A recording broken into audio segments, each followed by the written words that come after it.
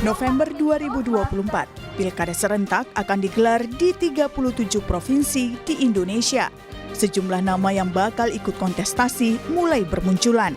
Tak terkecuali di Jakarta, sejumlah nama santer terdengar, salah satunya Anies Baswedan.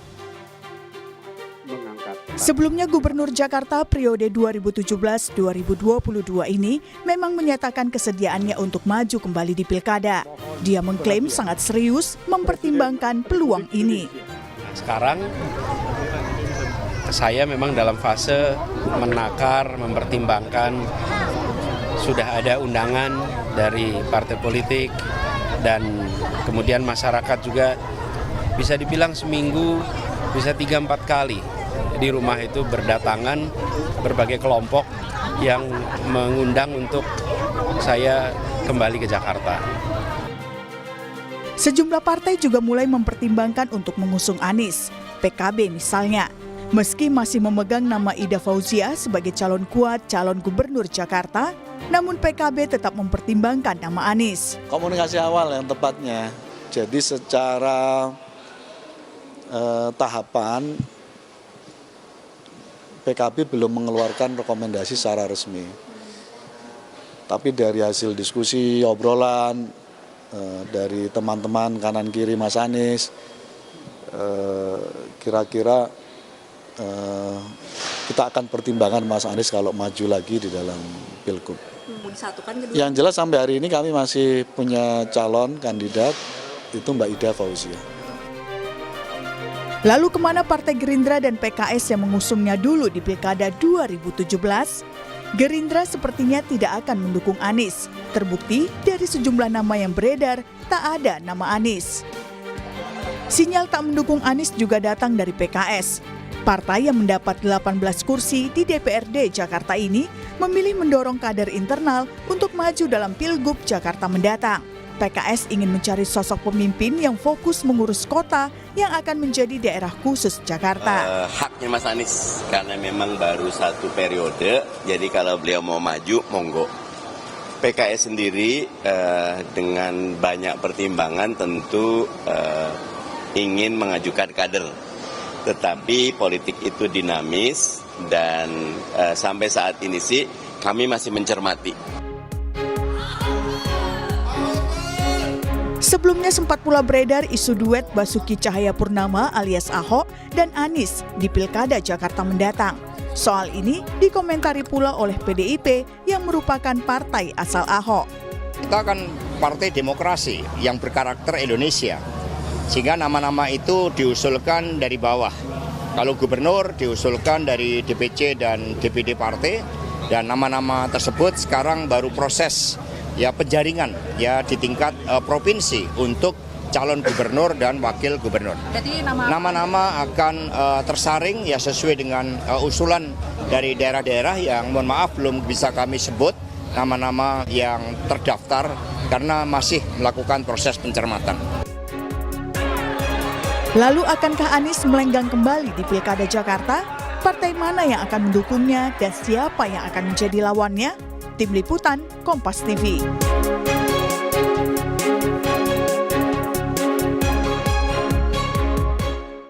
Ya, Saudara, Pilkada serentak akan digelar di 37 provinsi di Indonesia pada November mendatang dan salah satunya di Jakarta. Sejumlah nama yang bakal berkontestasi mulai bermunculan. Salah satunya adalah nama Anies Baswedan, Gubernur Jakarta periode 2017 hingga 2022. Ini memang menyatakan kesediaannya untuk maju kembali di Pilkada. Lalu bagaimana peluang dukungan partai untuk Anies dan siapa sekiranya yang akan menjadi lawannya di Pilkada nanti?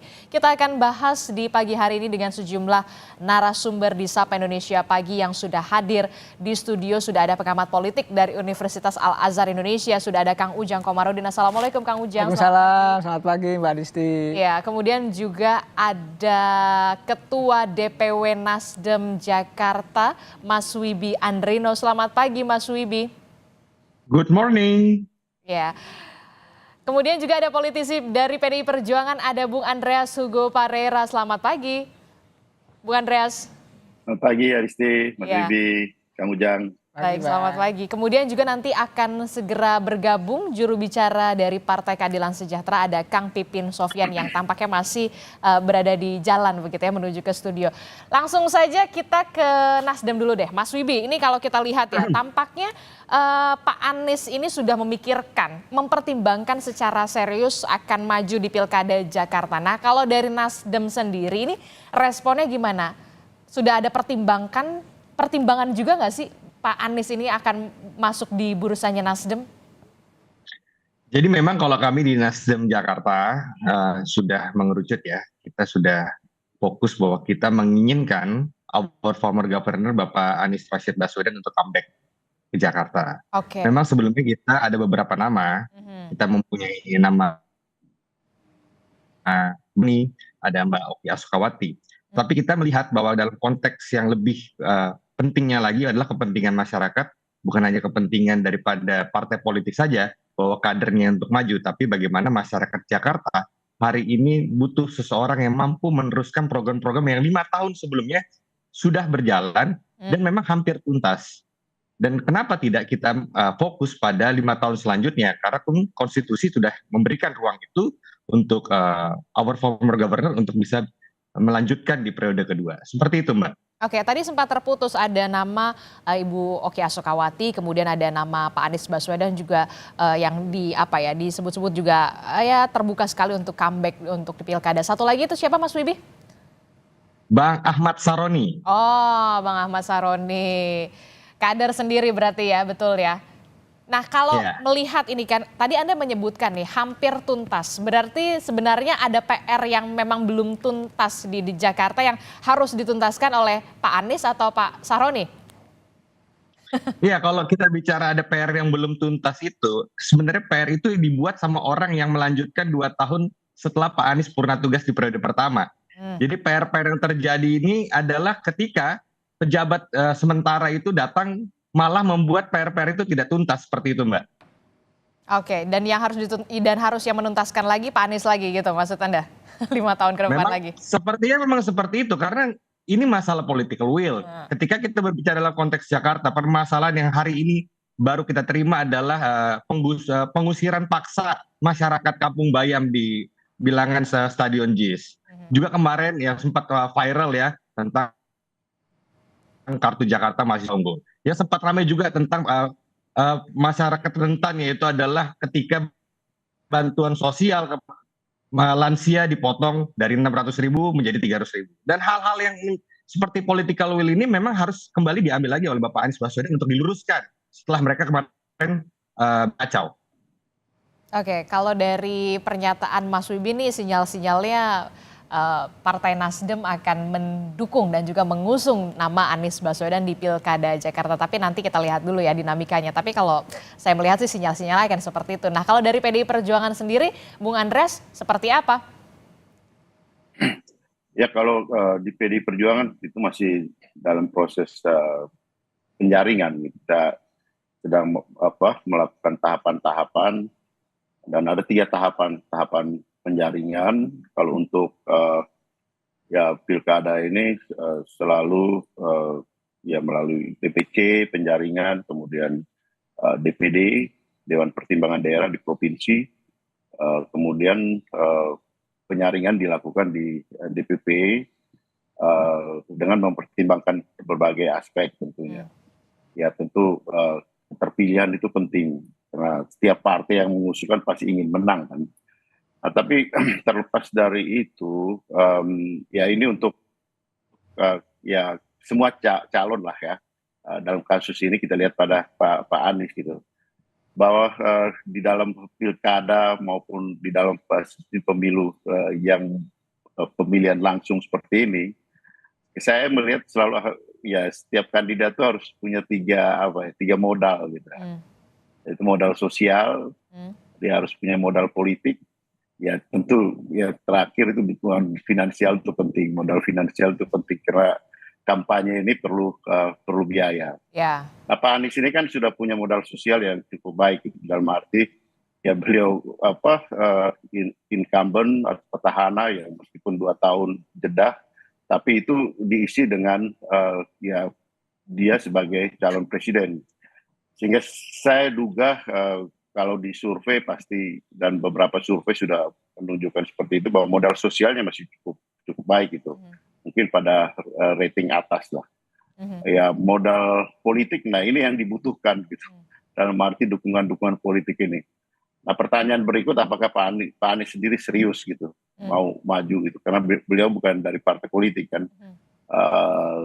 Apakah beliau sendiri mau turun kelas gitu? Meskipun Pak Anies sendiri mengatakan bahwa ya banyak warga yang menghendaki beliau untuk kembali maju, tapi apakah beliau sendiri mau turun kelas dari calon presiden menjadi calon gubernur, itu hal lain gitu yang bisa saja berubah di dalam perjalanan waktu dan dinamika politik yang berjalan nanti gitu. Jadi ya saya kira ya ini proses masih akan berjalan. Nah, di PDI Perjuangan sendiri kita masih sedang melakukan proses penjaringan. Masih ada proses penjaringan begitu ya dari PDI Perjuangan sendiri. Utamanya biasanya kalau PDI Perjuangan sih pasti kader internalnya. Nah, yang kemudian mencuat adalah nama Basuki Cahayapurnama atau Ahok yang kemudian disebut-sebut juga akan didorong kembali untuk Pilkada Jakarta. Benarkah demikian, Bung Andreas, akan ada isu duet begitu Ahok dan juga Anies, mungkin nggak sih? Ya politik itu orang sering mengatakan bahwa politik itu juga adalah seni mencari kemungkinan gitu. Ya, art of possibility gitu. Artinya semua kemungkinan itu bisa terjadi gitu. Tapi ya tadi gitu, bahwa partai politik itu pasti akan mempertimbangkan mencalonkan untuk menang. Di PDI Perjuangan kita selalu mempertimbangkan bahwa yang menang dengan kader yang mempunyai tentu basic ideologi, kemudian dia mempunyai kapabilitas. Nah, itu semua akan dilakukan di dalam proses penyaringan gitu. Dan juga kita tahu bahwa di pilkada ya termasuk DKI ini kan tidak semua boleh dikatakan tidak semua partai itu, atau semua partai itu tidak bisa mencalonkan sendiri gitu. Harus koalisi. Dia perlu melakukan kerjasama dengan partai-partai lain untuk bersama mengusung calon gitu. Sehingga proses ini ya pasti masih perlu waktu, dan biasanya juga mungkin juga akan diputuskan di saat-saat terakhir sebelum pendaftaran di KPUD. Termasuk juga nama Pak Ahok ini juga kemudian dilirik juga nggak sih sebenarnya dari PDI Perjuangan, kalau misalkan nama Pak Ahok kan juga bisa dikatakan punya popularitas, elektabilitas, bukan bahkan juga isi tasnya juga. Bung Andreas. Ya, saya kira ya saya tidak membantah mengatakan bahwa itu tidak mungkin, tapi bahwa usulan-usulan dari masyarakat, kita tahu bahwa Pak Ahok itu punya pendukung yang solid gitu. Ya saya nggak tahu berapa banyak, tetapi Ahokers itu kan juga merupakan suatu komunitas komunitas sosial yang mempunyai pengaruh secara politik gitu. Dan itu satu potensi gitu buat Pak Ahok secara pribadi maupun baik untuk partai gitu. Nah, oleh karena itu saya kira bukan tidak mungkin gitu. Ini perjalanan masih memerlukan waktu, dan kita lihatlah gitu. Masih ada waktu. Yang pasti itu tiga aspek tadi yang saya katakan tadi, soal modal sosialnya itu harus dilihat gitu. Dan modal sosial itu dinamis gitu, dalam arti akan diukur melalui survei-survei. Dan biasanya survei-survei yang sebelum keputusan itu akan ikut menentukan gitu kapan apakah seorang calon kandidat itu diputuskan oleh partai atau tidak, ya kemudian akan menjadi modal politik kerja di dalam pemilihan itu gitu. Saya ke Mas Wibi. Mas Wibi, tadi Bung Andreas menyinggung soal serius nggak sih sebenarnya ini Pak Anies untuk maju di Pilgub Jakarta lagi begitu?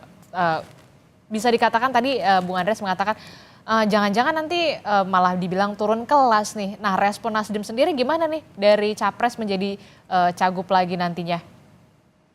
Tidak ada turun kelas ya dalam ini kan call of duty ya, ketika memang ada hal di depan yang harus dituntaskan, ada panggilan untuk dia kerjakan, dimanapun tempatnya itu tidak ada bahasa itu turun kelas, mendowngrade seseorang untuk melakukan duty-nya kepada masyarakat, menurut saya itu juga tidak baik ya. Dan bagi kami di Nasdem Jakarta, tentu kita melihat apa yang terjadi di Jakarta ini membutuhkan figur yang memang seorang yang kuat seperti Bapak Anies Baswedan. Dan kami menyampaikan itu kepada DPP, karena keputusannya ada dalam Pak Surya Paloh untuk dalam menentukan siapa nanti usulan gubernur di Jakarta. Nah, bagi kami di Nasdem Jakarta, hal-hal baik itu dan hal-hal yang belum selesai dikerjakan, kita paparkan terus-menerus, dan kita kemarin juga berkomunikasi dengan Bapak Anies langsung, meminta beliau untuk comeback ke Jakarta. Memang pada saat kemarin dalam halal bihalal Timnas, sempat mereka sudah cukup lama, bahwa dia katakan dia ingin rehat sejenak. Itu kan fasenya ketika belum fase tuntas Pilpres kan. Nah, ketika kemarin juga datang di Koalisi Masyarakat Miskin Jakarta, juga diminta untuk kembali. Sinyal-sinyal itu ada, dan itulah keyakinan kami bahwa Pak Anies ini akan kembali ke Jakarta. Dan itu kan terus kami sampaikan kepada Pak Surya, sehingga keputusan Partai Nasdem komplit bersama partai koalisi nanti mendukung beliau. Oke, kalau kita melihat Nasdem tampaknya sudah mantap betul begitu ya untuk menjadi kendaraan politiknya dari Anies Baswedan di Pilkada Jakarta. Selain Nasdem tentu saja harus berkoalisi ya untuk di Pilkada Jakarta. Anda melihat siapa lagi sebenarnya partai yang kemudian melirik peluang Anies ini untuk maju lagi menjadi gubernur Jakarta? Yang pertama kita bahas dulu modal yang dimiliki Pak Anies. Dia punya investasi politik yang lama di DKI. Nah, ketika itu punya, maka pilihannya ya partai-partai lain kemungkinan besar juga ya kan akan mendukung Anies. Cuma persoalannya memang harus dihitung tadi apa yang disampaikan Bang Andreas, modal-modal tadi Mbak Adisti katakan tadi, ada modal popularitas, elektabilitas dan isitas. Saya tambah lagi akseptabilitas, penerimaan dari partai politik maupun penerimaan dari publik. Nah, Anies ini untuk DKI karena dia punya investasi politik yang baik, maka penerimaan publiknya juga ada gitu. Dari partai politik juga mungkin ada. Lalu tadi popularitasnya punya, elektabilitas juga masih tinggi, dan isitasnya juga mungkin sudah banyak karena sudah 5 tahun berkuasa di DKI. Nah, lalu akan adakah partai yang mendorong?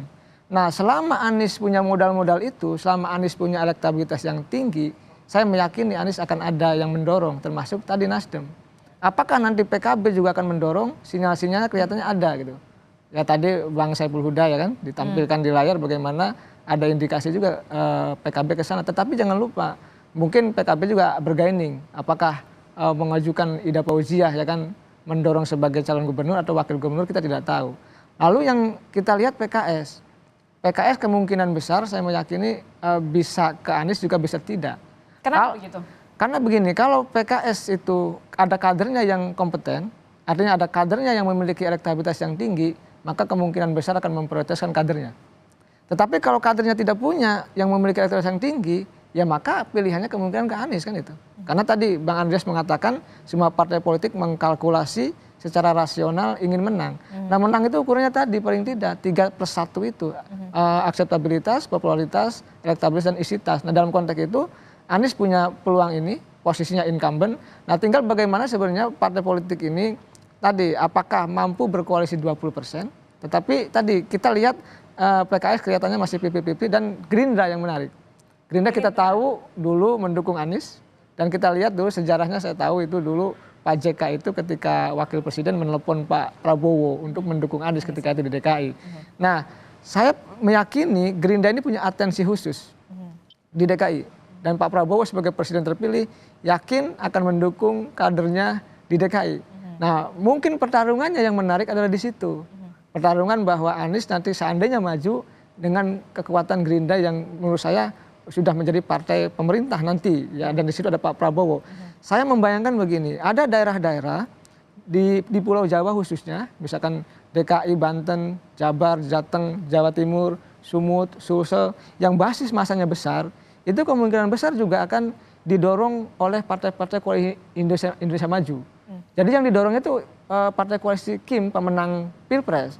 Oleh karena itu bagi daerah yang misalnya daerah yang kecil pemilihnya itu akan dilepas.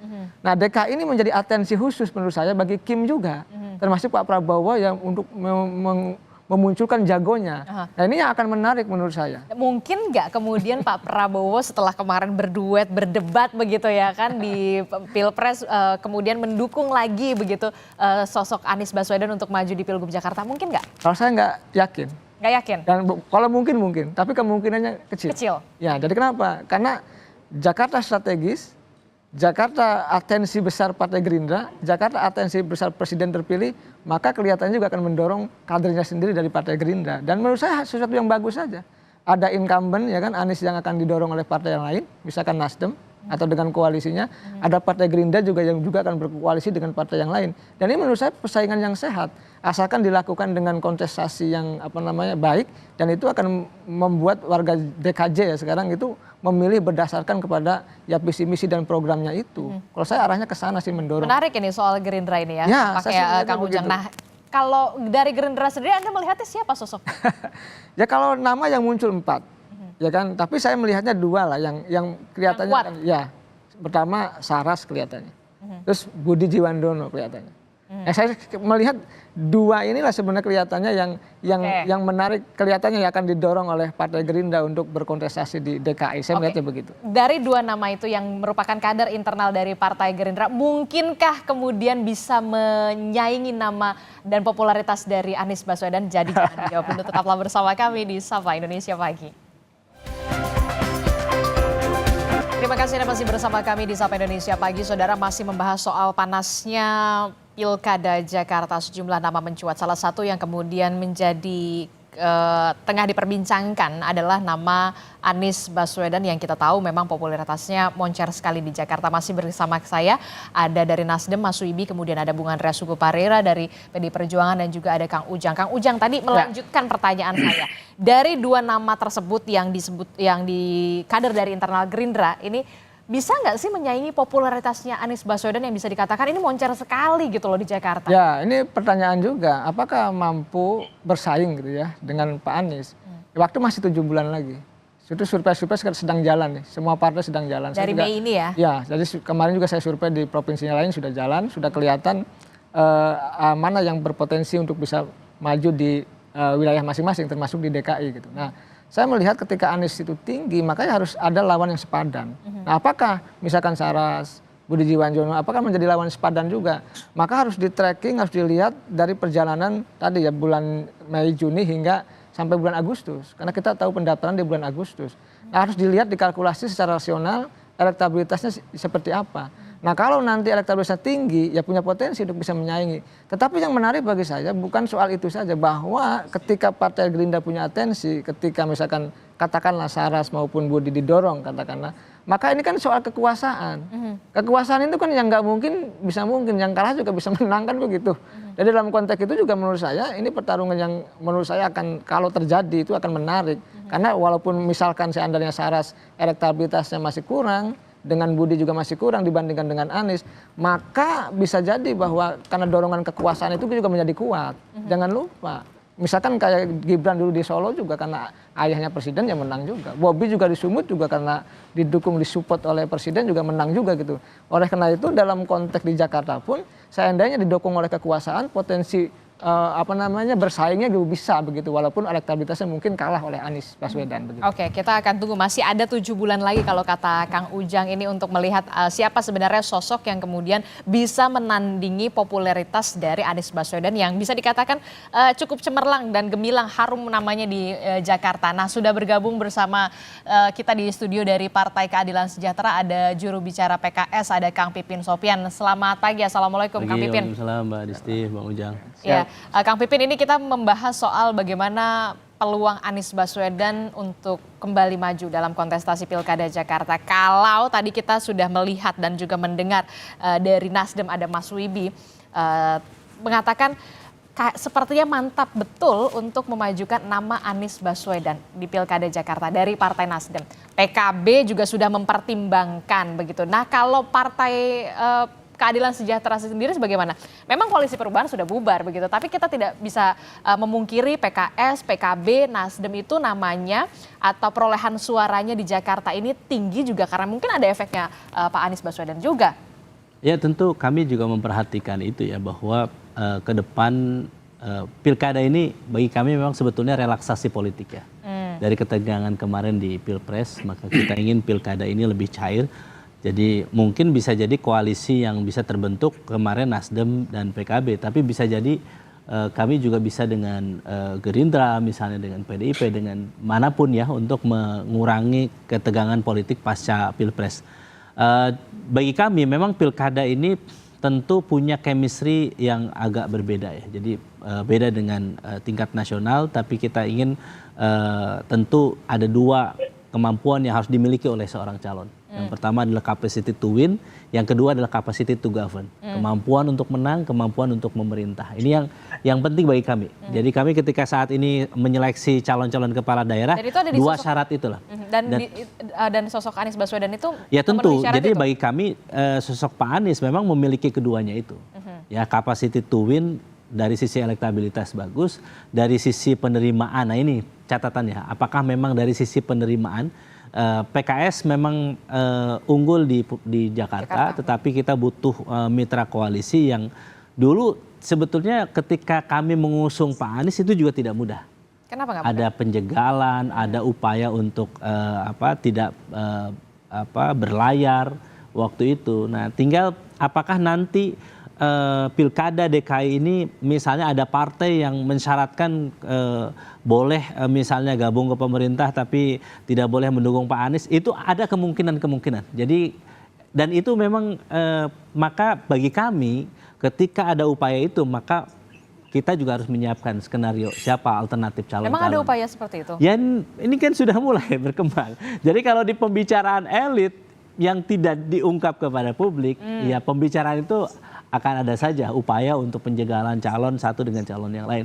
Tetapi bagi kami saat ini memang kami perhatikan sosok Pak Anies ini dari sisi kapasitas tentu kita sudah melihat kerjanya, dari sisi elektabilitas juga baik, tinggal akseptabilitas apakah memang memenuhi 20% untuk mengajukan calon. Nah, alternatif bagi PKS tentu kami sesuai dengan arahan Presiden PKS, kami ingin nanti kader PKS yang menjadi calon. Jadi apakah nanti jadi gubernur atau wakil gubernur. Jadi ini syarat yang sudah kami sampaikan. Jadi karena kami punya pelajaran di 2017 ketika waktu itu Sandi Mardani tidak terjadi. Kemudian waktu itu juga harusnya Anies Syaihu waktu itu sebagai pengganti Ariza juga tidak terjadi. Ya. Bagi kami saat ini memang karena kami ingin bahwa amanat dari warga DKJ kepada PKS ini sungguh luar biasa, maka kami akan gunakan sekemampuan kami agar bisa tokoh kader PKS ini menjadi pimpinan di DKI ini. Oke, ya. Menarik tadi yang Anda sebutkan ada upaya-upaya semacam itu. Jadi sebenarnya PKS mau gabung pemerintah atau kemudian mau mengusung Anies di Jakarta? Nah ini pilihan Anda, bagi kami PKS. memang beda di PKS ya. Kami sampai saat ini kan berada di luar pemerintahan, ya, dan kami belum memutuskan di luar atau di dalam pemerintahan. Dan bagi kami keputusan kami untuk pilkada DKI ini memang tidak ada kaitannya kalau kami. Jadi kalau kami mau memutuskan secara independen misalnya mendukung Pak Anies ya mendukung Pak Anies saja. Sebagaimana kemarin kami tidak tergoda dengan bujuk rayu partai manapun kami mendukung Pak Anies Baswedan. Tetapi kami tentu menyiapkan plan B alternatif. Misalnya kami saat ini yang disampaikan oleh Pak Mardani, kami juga berkomunikasi dengan Pak Sudirman Said misalnya sebagai tokoh alternatif lah kalau misalnya nanti tidak terjadi dukungan kepada Pak Anies, maka kemungkinan Pak Sudirman Said ini sebagai tokoh yang karena beliau kemarin juga terlibat dan sebagai sosok perubahan juga tentu bagi PKS sendiri memang ketika kita punya agenda perubahan di tingkat nasional, kita juga berharap kalaupun itu tidak terjadi di tingkat nasional maka kita bisa menggunakan agenda perubahan itu di tingkat lokal. Maka beberapa calon kepala daerah membawa isu memimpin perubahan di masing-masing daerah. Nah, salah satunya di DKJ saya kira perlu diperhatikan. Oke, respon Anda Mas Wibi gimana nih? Dulunya kan rekan koalisi begitu ya, koalisi perubahan. Melihat tadi PKS, pernyataan dari PKS sendiri, bagaimana Mas Wibi? Wah, kita dengan PKS itu udah bestie, jadi nggak ada isu lah. Jadi kita pahami apa yang disampaikan teman-teman PKS. Nah, saya rasa ke depan kita pasti akan jalan bareng. Singkat aja saya. Oke, oke baik. Kang Ujang gimana Kang Ujang kalau Anda melihatnya PKS nantinya akan berlabuh juga nggak sih sebenarnya mendukung Anies Baswedan kalau kita melihat kan tiga partai politik ini namanya perolehan suaranya ini meningkat secara drastis ya di Jakarta. Ya, tadi saya kan punya catatan Mbak Disti bahwa daerah kunci DKI, Banten, Jawa Barat, Jawa Tengah, Jawa Timur, Sumut, Kalsel yang katakanlah wilayah strategis itu diusahakan untuk kepala daerahnya akan dimenangkan oleh Koalisi Indonesia Maju yang akan didorong gitu. Nah kita lihat misalkan Nasdem dan PKB yang kita tahu sama-sama tahu Nasdem dan PKB sudah bergeser ke Koalisi Indonesia Maju, hanya PKS yang katakan di luar. Maka bahasa Bang Pipin adalah bahasa penjagalan kan gitu. Karena saya melihat begitu. Nah, biasanya daerah yang biasa tadi yang tidak strategis akan dilepas oleh Koalisi Indonesia Maju. Nah, oleh karena itu kita lihat nanti apakah Nasdem dengan PKB itu betul-betul mengusung Anies atau tidak. Nah, ini kan ada deal-deal juga dengan Koalisi Indonesia Maju termasuk dengan Pak Prabowo. Nah, dalam konteks itu tadi maka muncul alternatif yang lain. Saya mengatakannya itu. Ya saya sih melihat ya ke depan tentu warga DKJ harus diberikan pilihan siapapun yang banyak gitu ya. Kalau Anies misalkan punya peluang ya silahkan didorong. Tetapi tadi ada beban psikologis yang ada di Nasdem dan PKB ketika sudah masuk pemerintahan Prabowo Gibran. Karena wilayah DKI yang strategis yang tadi saya katakan ya, yang didorong adalah yang ingin dimenangkan Koalisi Indonesia Maju. Walaupun pemilihannya ya rakyat DKI yang memilih gitu. Seperti itu. Bung Andreas Hugo, bagaimana Anda responnya soal ini? Ya, saya melanjutkan apa tadi Kang Pipin sampaikan tadi bahwa capacity to win, capacity to govern itu saya kira tadi saya sudah menyampaikan hal yang berkaitan dengan capacity to win gitu, tiga modal tadi gitu. Nah saya kira penting juga untuk DKI ini dan saya kira sangat penting melihat bahwa capacity to govern itu gitu. Dalam arti figur itu juga mempunyai kemampuan untuk memimpin menata DKI dan ini akan menjadi salah satu patokan dan saya kira pengalaman sebelumnya dengan figur-figur yang ya boleh kita katakan memimpin DKI dengan baik ya di sebelumnya Pak Ahok sudah menunjukkan itu, kemudian Pak Anies juga dan elektabilitasnya bagus. Nah di PDI Perjuangan saya tadi diingatkan oleh teman-teman gitu, artinya teman-teman dari DKI yang menyampaikan bahwa ada proses penjaringan yang sudah melihat figur seperti ya Ibu Tri Risma hari ini gitu. Mbak Tri Risma hari ini kan mempunyai track record yang bagus ketika memimpin Surabaya gitu. Dan saya kira ini akan menjadi modal sosial yang bagus sekali. Juga ya ketika beliau memimpin kementerian. Dan untuk DKI ini sebenarnya untuk mengupgrade modal sosial itu bisa sangat cepat gitu. Dalam arti ya perhatian media yang begini luar biasa. Juga ada figur seperti Pak Basuki tadi kan Pak Basuki Cahayapurnama, Pak Ahok. Ada juga Pak Basuki Menteri PU yang juga masuk di dalam proses penjaringan yang dilakukan oleh PDI Perjuangan. Ada Mas Abdullah Azwar Anas. Jadi figur-figur ini akan muncul pada waktu yang tepat untuk berkontestasi gitu ya, di samping apa yang tadi yang menjadi figur yang menjadi pembicaraan kita gitu. Dan peta ini ya, kemungkinan akan sangat cepat berubah ketika proses keputusan dari setiap partai memutuskan siapa yang akan menjadi calon dari masing-masing kontestasinya gitu. Oke, Kang Pipin, kenapa sih nggak mau mencalonkan Anies gitu kan? Kita tahu PKS sama Anies tuh hubungannya mesra sekali begitu ya. Kenapa? Dan sosok siapa yang kemudian menjadi bisa menandingi popularitas Anies di Jakarta? Ada yang bilang kami nggak mau Pak Anies nggak? Jadi bagi kami memang hitung-hitungan ya, bagi partai politik kita juga akan melihat bahwa calon itu memberikan kontribusi kepada masyarakat juga kepada elektabilitas partai. Jadi kalau kita lihat misalnya, kalau kita berkaca di Pilpres 2024 kemarin, keuntungan elektoral bagi PKB luar biasa ya. Ketika mengusung Caimin sebagai calon wakil presiden ya. Dan siapa sih yang tidak mau partai politik yang punya calon, kemudian calon itu bertanding dan kemudian dampak dari partainya naik elektabilitasnya. Ada efek anggota, elektoral. ya. Nah tentu juga partai politik termasuk PKS saya kira kita ingin dari sisi kalau calon itu memang dari kita, katakanlah ya misalnya bagaimana sih calon itu dari internal partai, ada dua hal. Satu adalah calon dari internal kita, memang dari awal pimpinan PKS misalnya yang punya kapasitas to win and capacity to govern itu kemudian muncul. Atau yang kedua, jadi orang luar masuk atau tokoh-tokoh itu masuk ke PKS misalnya. Apakah nanti misalnya Pak Anies misalnya atau berkenan masuk misalnya, atau siapa misalnya Pak Sudirman Said berkenan masuk menjadi bagian keluarga besar PKS misalnya menjadi kader. Jadi Pak Anies harus menjadi jadi anggota kader PKS misalnya. dulu Itu akan maksudnya nah, gitu. di kasus-kasus pilkada memang ini terbuka sebetulnya di berbagai daerah ya. Saya kira di PDIP juga sama, mungkin beberapa Nasdem juga sama. Jadi ketika mau dicalonkan memang akan lebih mudah memberikan bobot pertimbangannya ketika masuk ke dalam menjadi kader partai. Sehingga nanti bagi kami efek elektoralnya dia sebagai calon dan juga partainya juga dapat gitu.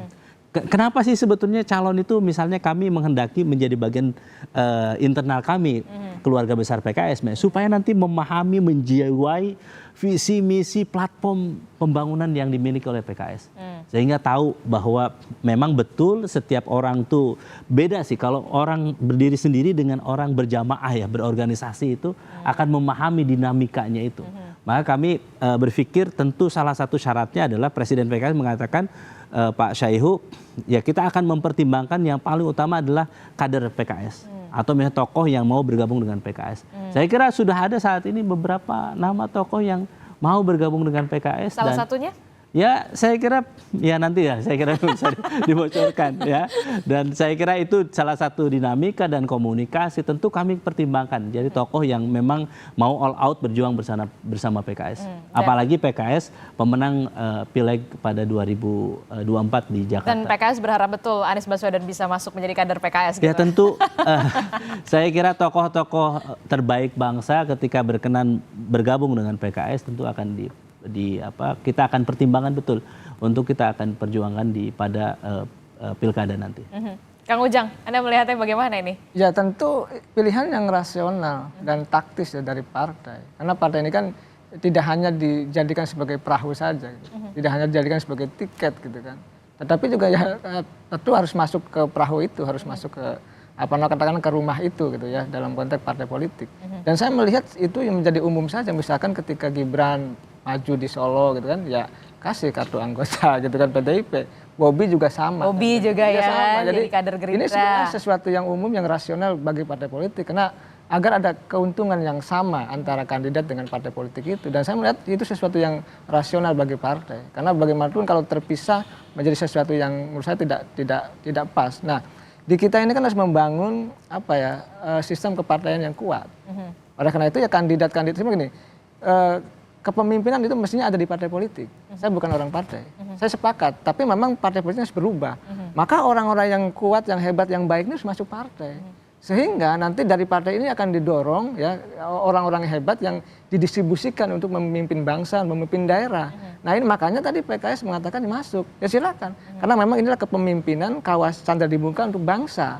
Nah maka partainya harus berubah, harus menata ulang terkait dengan internal partai yang hari ini mohon maaf masih belum baik di mata publik. Ini kan kita koreksi bersama begitu, Mbak Adisti. Kaderisasinya masih menjadi PR tersendiri ya. Ya Nah yang jadi pertanyaan kemudian mau nggak sebenarnya Pak Anies untuk jadi kadernya PKS? Ya tentu akan ada pertimbangan yang lama, yang berat bagi Anies mungkin. Karena beliau kan dari dulu tokoh independen ya. Ya kita udah tahu itu. Yang karakternya kuat dalam konteks dia sebagai tokoh publik gitu. Dan kita lihat sebagai dosen dia punya kapasitas tadi yang dikatakan oleh Bang Pipin dan memang itu mumpuni dalam konteks itu. Nah, apakah nanti mau atau tidak tentu pertimbangan ada pada Anies ya. Mbak Adisti saya tidak tahu ya. Tentu pilihan-pilihan itu yang mungkin ada pilihan yang memang keikhlasan, ada pemilihan yang harus dipaksa juga kelihatannya. Saya tidak tahu apakah nanti partai-partai itu nanti memaksa Anies untuk masuk atau tidak, saya tidak tahu. Apakah Aniesnya mau atau tidak, saya tidak tahu. Tapi Anda melihatnya peluangnya gimana? Ya kan gini, kalau ada tanda tangan misalkan harus dicalonkan tanda tangan masuk, ya akan masuk. Tapi kalau persyaratannya longgar, saya rasa tidak akan masuk juga. Tergantung dari partai-partai itu apakah persyaratannya longgar atau tidak. Kalau saya melihatnya seperti itu. Oke. Ini kan ada juga yang mengatakan begini, ada juga yang mengatakan begini, nama Anies Baswedan ini tetap harus ada di pemerintahan menjadi pemimpin kepala daerah paling tidak, walaupun memang ada yang mengatakan ya ntar turun kelas dong begitu. Adalah salah satu strategi untuk bisa tetap eksis nanti untuk pilpres selanjutnya. Ya ada dua ya, kalau kita baca Mbak, kita nih kalau tokoh itu melihatnya dua. Satu eksistensi, yang dua konsistensi. Dua hal yang harus dijaga oleh semua tokoh publik, termasuk oleh Pak Anies dan Pak Ganjar. Nah ya. Ya pilihannya itu, jadi kedua tokoh ini termasuk Pak Mahfud juga. Menjaga eksistensi, menjaga konsistensi. Kalau konsistensi istiqomah gitu. Eksis tidak istiqomah juga tidak bisa, jadi dua-duanya harus berjalan. Ya ini harus dilakukan oleh Pak Anies dalam konteks itu. Maka pilihannya ketika misalkan orang mengatakan turun kelas ya tidak juga, karena untuk menjaga eksistensi dan konsistensi itu, dan perjuangan mohon maaf ya, DKJ adalah daerah yang strategis dan saya masih melihat potensi gubernur nanti menjadi capres masih akan dipertimbangkan di 2029 nanti. Maka sekarang partai-partai untuk tadi masih katakanlah melirik kadernya kalau PKS, kalau tidak ada misalkan ya melirik tokoh lain itu, dan saya rasa pertimbangannya semua kalkulasi-kalkulasi rasional yang saya lihat begitu. Dan nama Anies Baswedan tetap harus berada di struktur paling tidak kepala daerah supaya namanya juga tidak dilupakan atau tidak tenggelam. Ya gini, dalam konstruksi teoritik ya ada power center. Jadi biasanya di kita ini di Indonesia bahwa orang yang punya jabatan, yang punya kekuasaan, yang memudahkan, mereka punya akselerasi untuk bisa menempatkan diri di tempat manapun. Misalkan Pak Anies kenapa bisa maju? Karena gubernur. Walaupun waktu itu ada jeda ya, tapi gubernur jangan lupa.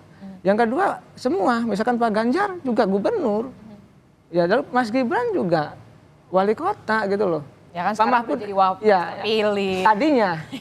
Artinya kalau mau punya posisi yang lain itu harus punya jabatan juga. Ya pasti. Pak Mahfud MD Menko Polhukam. Pak Prabowo Menhan sama. Nah di Golkar pun saya kata agak melebar dikit. Kalau ingin punya posisi merebut ketua umum Golkar misalkan harus punya posisi juga. Apakah menteri, apakah wakil ketua DPR itu penting. Kalau kita tidak punya sesuatu yang tidak punya sumber daya, kekuatan yang kita miliki, agak sulit juga untuk bisa bersaing di tempat lain, termasuk untuk meraih jabatan yang lebih tinggi lagi begitu. Kalau Bung Andreas Sugeng sendiri bagaimana melihatnya? Kalau misalkan Anies memang harusnya supaya tidak terlupakan begitu, tidak tenggelam. Lalu bagaimana nama Ganjar juga harusnya juga supaya nggak tenggelam juga, bagaimana strateginya ini, Bung Andreas? Ya, Pak Ganjar tentu ada tempatnya nanti, dalam arti bahwa apa yang dikatakan oleh Kang Ujang itu betul, dalam arti bahwa kalau kita mau ya artinya partai mau merawat menjaga kadernya tentu perlu diberikan ruang sehingga dia bisa berakselerasi. Begitupun dengan ya figur atau kader itu sendiri gitu, tentu harus menjaga ya eksistensinya dan konsistensi, komitmen di dalam aktivitas politiknya gitu. Saya sepakat dengan hal tersebut gitu. Tapi tentu kita tahu juga bahwa di dalam perjalanan dan dinamika politik ini kan tidak sendirian mereka kan, atau tidak sendirian para kader tersebut itu. Banyak kader-kader lain juga ya dalam dinamika politiknya berakselerasi dan melakukan manuver-manuver politik yang sesuai dengan target-target politiknya masing-masing gitu. Dan itu hal yang sangat biasa di dalam masyarakat seperti Indonesia sekarang ini gitu. Pak Anies itu akan mempertimbangkan aspek-aspek tadi gitu.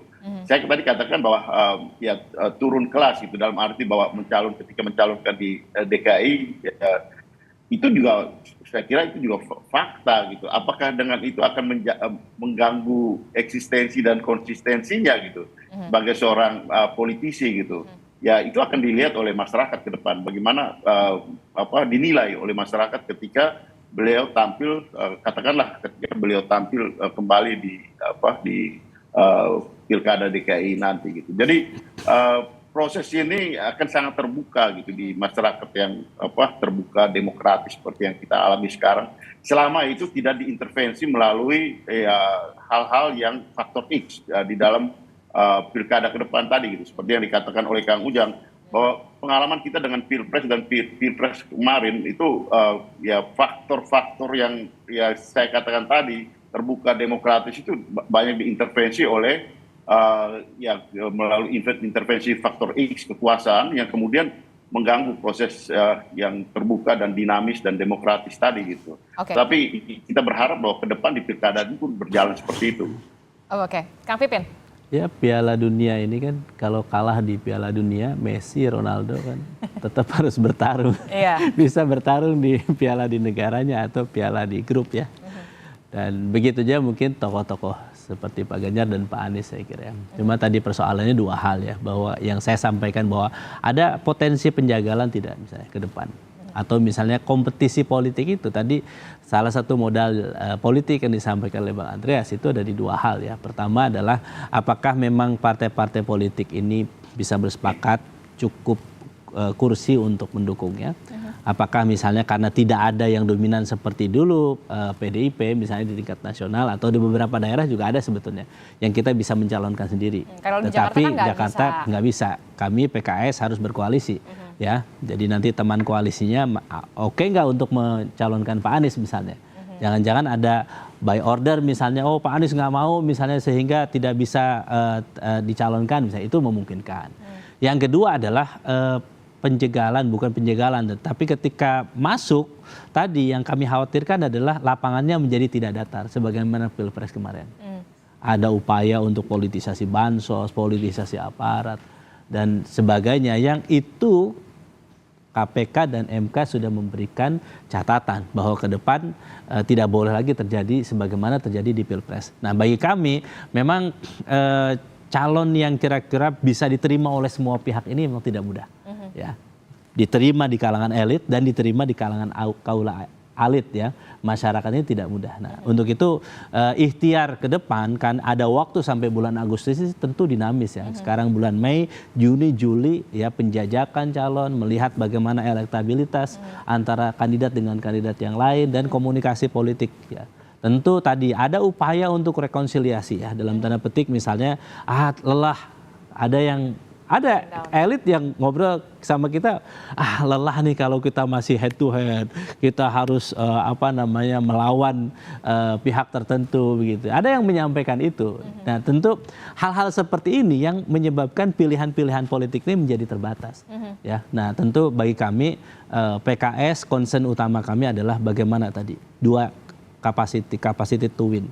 Kemampuan untuk menang ini tentu akan dilihat elektabilitas, kemampuan untuk memerintah membangun Jakarta ini sangat penting. Nah, kita akan melihat prestasi-prestasi itu, rekam jejak itu ya, tentu kami sekali lagi akan memprioritaskan internal kader partai atau orang yang memang berkenan bergabung dengan PKS dan kemudian kita berjuang bersama secara maksimal. Tetapi tentu kami juga membuka ruang ya bagi tokoh manapun termasuk Pak Anies untuk bisa diusung, tetapi tadi bagaimana kita akan komunikasi dengan partai lain. Harus ada kartu anggota PKS. Ya, saya kira beberapa nama saya kira kami sampaikan. Ketika kemarin Pak Anies juga kita sampaikan, Pak Sudirman Said ketika komunikasi juga, ayo bersedia untuk menjadi bagian dari keluarga besar PKS, kita berjuang bareng, kita pahami platform perjuangan PKS, visi misi PKS ke depan sehingga bisa diperjuangkan di berbagai daerah.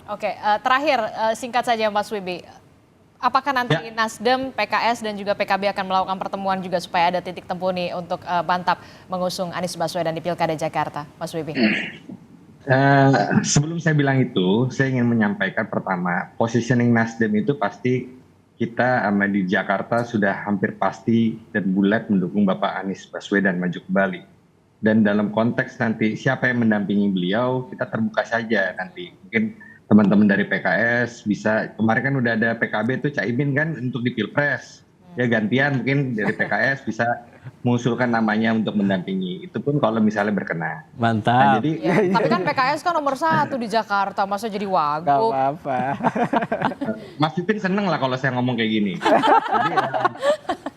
Jadi bagi kami di Nasdem nih kita tuh ingin menjaga kerukunan antara teman-teman mitra koalisi kami di Pilpres. Jadi ketika nanti kita bisa jalan bareng itu kan bagus. Kompak dengan PKS, kompak dengan PKB, jadi jalannya itu juga enak ke depan.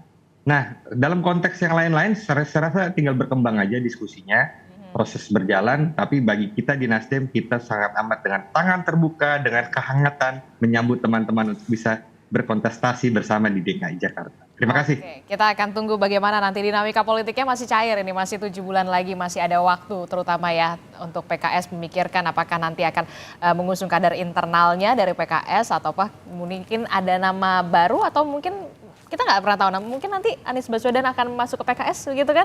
Kita juga nggak tahu. Atau PDIP kita nggak pernah tahu. Nanti kita akan tunggu. Terima kasih Mas Wibi dari Partai Nasdem, kemudian ada Bung Andreas Hugo Parera dari PD Perjuangan, dari PKS ada Kang Pipin Sopian dan juga pengamat politik dari Universitas Al-Azhar ada Kang Ujang Komarudin telah bergabung bersama kami. Selamat pagi, Assalamualaikum, sehat-sehat selalu Bapak-Bapak. Waalaikumsalam. Assalamualaikum warahmatullahi wabarakatuh, pagi.